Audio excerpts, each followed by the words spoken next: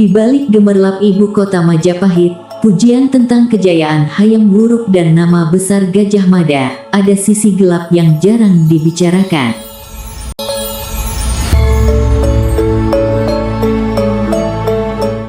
Lorong-lorong temaram di Trowulan, tawa menggoda perempuan penghibur, gamelan lirih, dan aroma arak. Pejabat kerajaan keluar masuk rumah-rumah hiburan, tanpa rasa sungkan. Apakah prostitusi benar-benar ada di zaman Majapahit? Kalau memang ada, mengapa kerajaan yang menjunjung hukum Hindu-Buddha dan melarang zina justru membiarkan praktik tersebut? Inilah sisi gelap Majapahit yang jarang dibahas di buku sekolah.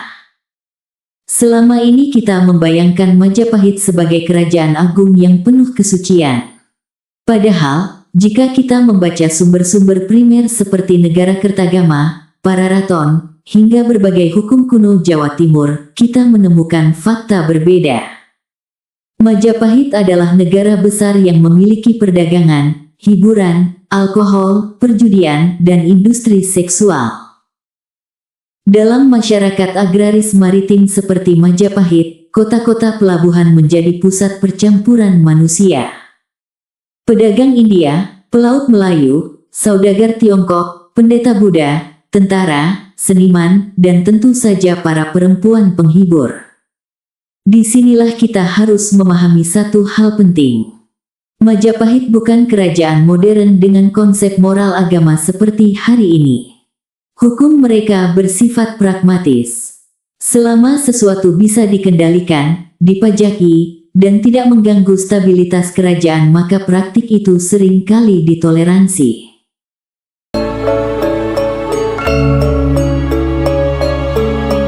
Sebelum kita melangkah lebih jauh, kita harus memahami satu hal penting.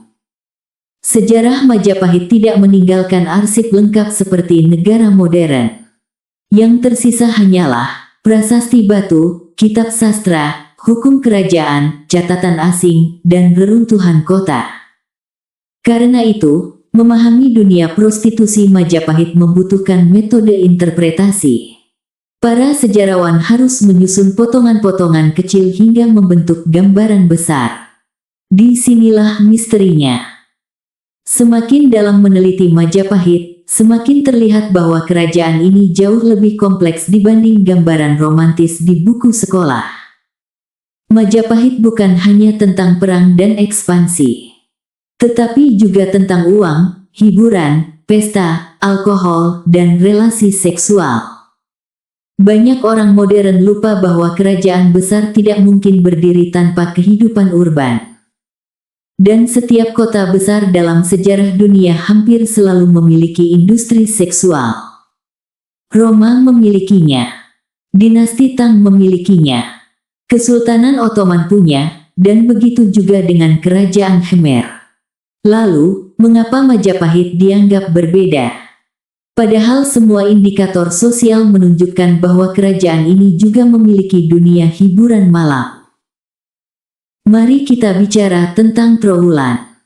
Bekas ibu kota Majapahit ini bukan desa kecil. Trowulan adalah metropolitan abad ke-14.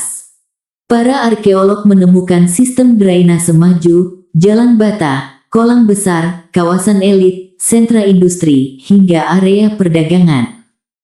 Artinya, kota ini dipenuhi aktivitas manusia. Bayangkan ribuan orang tinggal di satu pusat kerajaan, pejabat, prajurit, pekerja, pendeta, pedagang asing, seniman, dan pelaut. Kota sebesar itu pasti melahirkan ekonomi hiburan. Karena ketika manusia berkumpul dalam jumlah besar selalu muncul 3 industri, makanan, alkohol, dan seks. Itu pola universal sejarah. Dan Majapahit kemungkinan besar tidak terkecuali.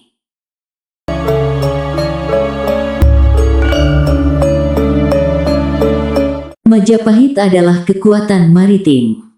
Kapal-kapal datang dari Champa, India, Tiongkok, Melayu, hingga Timur Tengah. Para pelaut bisa berbulan-bulan di laut. Ketika mereka tiba di pelabuhan, mereka mencari hiburan. Ini sebabnya hampir semua kota pelabuhan kuno memiliki rumah minum, perjudian, musik, dan prostitusi. Bahkan di banyak wilayah Asia Tenggara kuno, perempuan penghibur menjadi bagian dari budaya pelabuhan. Mereka tidak selalu dianggap kriminal. Kadang justru menjadi bagian resmi ekonomi kota. Disinilah Majapahit menjadi menarik. Karena kerajaan ini memiliki birokrasi sangat rapi. Jika pelabuhan diawasi, jika pajak perdagangan diatur, maka sangat mungkin dunia hiburan juga diawasi. Ketika orang mendengar hukum Majapahit, mereka membayangkan sistem moral yang keras. Padahal Kutara Manawe jauh lebih rumit. Kitab hukum ini menunjukkan bahwa kerajaan lebih fokus pada stabilitas sosial dibanding moral absolut. Contohnya, hubungan seksual dianggap berbahaya ketika mengganggu rumah tangga, merusak garis keturunan, menciptakan konflik warisan, atau melanggar status sosial. Jadi inti masalahnya bukan sekadar seks, tetapi ketertiban. Dari sinilah muncul dugaan bahwa prostitusi berada di wilayah abu-abu. Karena hubungan seksual komersial tidak selalu menciptakan perebutan warisan atau konflik keluarga. Dalam logika kerajaan kuno, itu dianggap lebih mudah dikendalikan.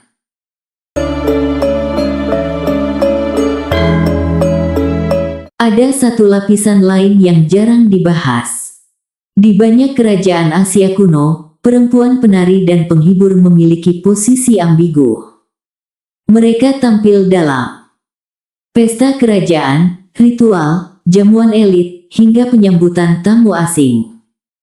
Tetapi di balik fungsi seni, sering ada fungsi sosial dan seksual. Dalam sejarah India dan Asia Tenggara, batas antara penari, selir, penghibur, dan pekerja seksual seringkali sangat tipis. Beberapa bahkan dilatih musik, sastra, tarian, dan percakapan. Mereka bukan perempuan biasa. Mereka bagian dari budaya elit. Majapahit yang sangat dipengaruhi budaya Hindu Jawa kemungkinan mengenal pola serupa. Dan jika itu benar, maka prostitusi di era Majapahit tidak hanya soal jalanan, tetapi juga menyentuh lingkaran aristokrat. Sejumlah pengelana asing menggambarkan Jawa sebagai negeri kaya dengan kehidupan sosial yang hidup. Orang-orang asing sering terkejut dengan keterbukaan budaya Asia Tenggara. Perempuan Jawa dalam beberapa catatan bahkan dianggap lebih bebas dibanding masyarakat lain. Ini penting, karena keterbukaan sosial sering berkaitan dengan berkembangnya industri hiburan. Dan kerajaan dagang seperti Majapahit membutuhkan citra sebagai kota yang hidup.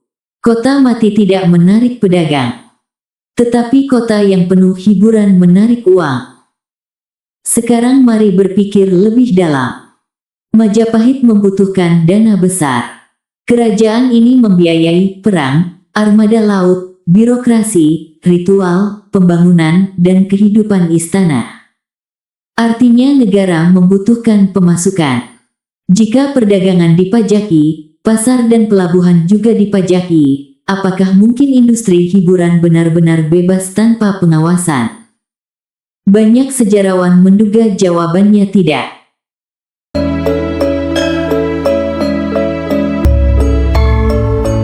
Dalam banyak kerajaan kuno, prostitusi tidak dihapus, tetapi diatur diam-diam. Karena negara memahami satu fakta sederhana, mustahil menghilangkan seks dari kota besar. Yang bisa dilakukan hanyalah mengontrolnya. Semakin besar kerajaan, semakin dekat hubungan antara seks dan politik. Perempuan penghibur elit bisa menjadi informan, alat diplomasi, penghubung pejabat, dan bahkan alat pengaruh. Di banyak kerajaan Asia, pesta malam menjadi ruang negosiasi politik. Perjanjian dagang, hubungan kekuasaan, dan aliansi bisa terjadi di luar ruang sidang resmi. Dan Majapahit kemungkinan juga memiliki budaya elit semacam ini. Maka ketika kita membahas prostitusi Majapahit, kita sebenarnya sedang membahas sisi tersembunyi kekuasaan Nusantara. Bukan sekadar seks, tetapi jaringan ekonomi dan politik yang bekerja dalam gelap. Sampai hari ini para peneliti masih memperdebatkan seberapa besar industri seksual Majapahit, apakah benar dilokalisasi, apakah negara ikut mengambil keuntungan, dan sejauh mana bangsawan terlibat. Tetapi satu hal hampir pasti, Majapahit bukan kerajaan steril. Ia adalah pusat urban besar. Dan setiap pusat urban besar dalam sejarah selalu memiliki dunia malam. Dunia yang tidak dicatat dengan bangga dalam prasasti, tetapi meninggalkan jejak samar di balik hukum, sastra, dan kehidupan kota. Sekarang masuk ke pertanyaan utama. Apakah ada bukti historis? Ada indikasi kuat. Sejarah Jawa kuno bekerja lewat fragmen, lewat kitab, prasasti, hukum dan lewat catatan asing. Dan ketika semua fragmen itu disusun gambarnya mulai terlihat.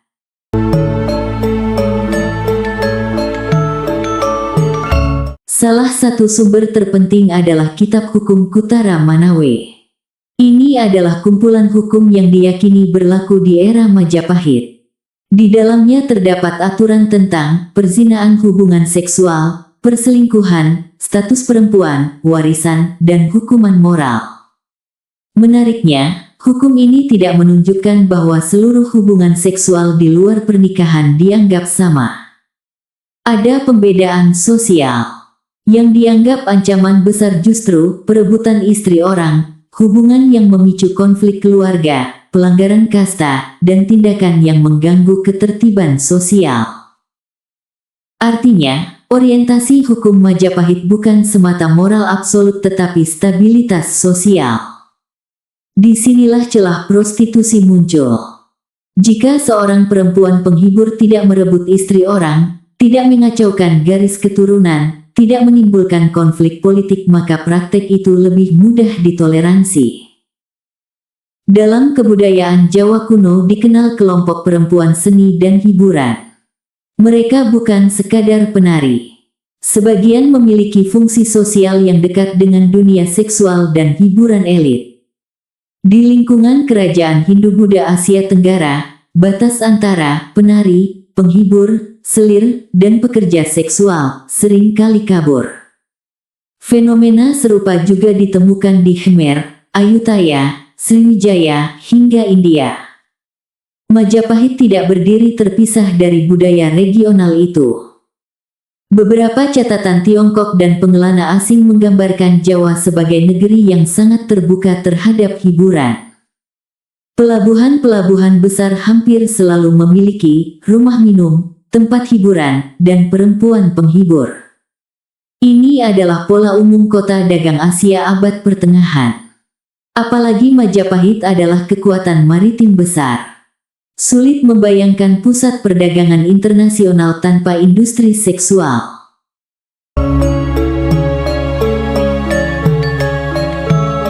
Mengapa kerajaan yang punya hukum zina justru tampak membiarkan prostitusi? Jawabannya ada pada perbedaan antara moral agama dan kepentingan negara. Kerajaan kuno seringkali bersikap realistis. Mereka sadar selama ada kota besar, pelabuhan, tentara, pedagang laki-laki, maka prostitusi akan muncul. Negara punya dua pilihan, melarang total atau mengendalikan. Mayoritas kerajaan kuno memilih mengendalikan. Karena pelarangan total justru menciptakan kriminalitas, jaringan bawah tanah, kekerasan, dan kekacauan. Maka lahirlah toleransi diam-diam. Apakah prostitusi dilegalkan? Kita harus hati-hati. Tidak ada prasasti yang secara eksplisit mengatakan kerajaan Majapahit melegalkan prostitusi. Tetapi ada indikator kuat bahwa praktik itu diakui keberadaannya. Dan mungkin diatur secara tidak langsung. Karena dalam hukum kuno Jawa, sesuatu yang benar-benar terlarang biasanya dihukum keras dan jelas. Namun prostitusi tidak muncul sebagai ancaman utama negara. Di mana lokasi prostitusi? Tidak ada bukti arkeologis pasti. Namun secara logika sosial, Tempat hiburan kemungkinan terkonsentrasi di kawasan pelabuhan, jalur perdagangan, dan area dekat pusat kota. Ibu kota Trowulan sendiri adalah kota besar. Negara Kertagama menggambarkan Majapahit sebagai pusat urban yang ramai. Di kota sebesar itu, dunia hiburan hampir pasti berkembang.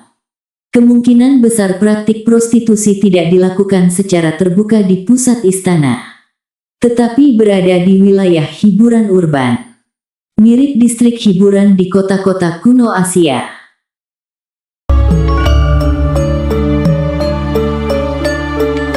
Siapa yang bisa masuk ke tempat hiburan ini?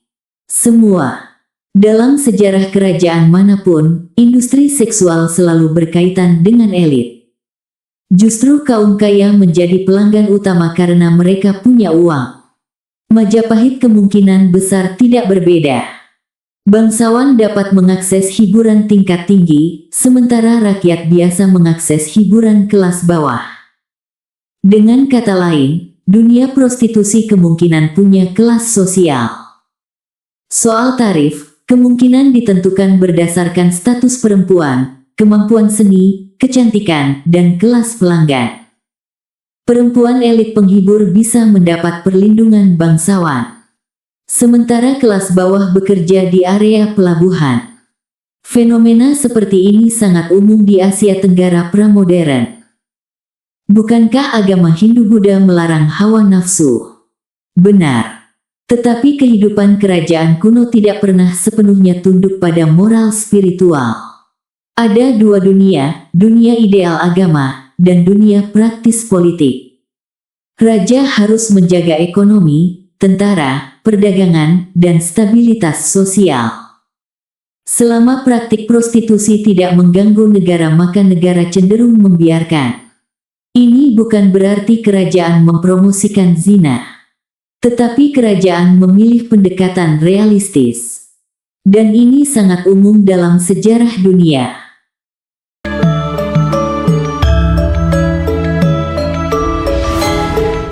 Di sekolah, soal prostitusi era kerajaan Majapahit tak pernah diajarkan.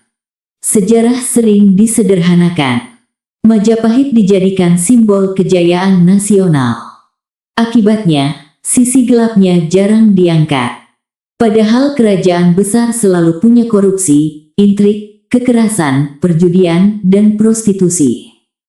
Roma punya rumah bordil. Tiongkok kekaisaran punya distrik hiburan. Jepang feodal punya Yoshiwara. Maka sangat aneh jika Majapahit dianggap steril. Justru keberadaan industri seksual menunjukkan bahwa Majapahit adalah kota besar yang kompleks. Ingat ya, bukti Majapahit tentang prostitusi bersifat tidak langsung, fragmentaris, dan interpretatif. Kita tidak memiliki arsip lengkap seperti negara modern. Namun ketika kitab hukum, catatan sosial, pola kota dagang, budaya Asia Tenggara, dan sistem ekonomi Majapahit semua digabung maka sangat kuat kemungkinan bahwa prostitusi memang eksis dan ditoleransi. Majapahit bukan dongeng. Ia bukan kerajaan suci tanpa noda. Ia adalah negara besar. Dan setiap negara besar selalu memiliki sisi gelap. Di balik kemegahan candi, kejayaan armada laut, nama besar Hayam Wuruk dan Gajah Mada ada dunia malam. Dunia perempuan penghibur. Dan mungkin itulah kenyataan paling manusiawi dari sebuah imperium. Bahwa sejarah tidak pernah benar-benar hitam putih. Saya Ken Utami pamit, sampai berjumpa di pembahasan berikutnya. Salam.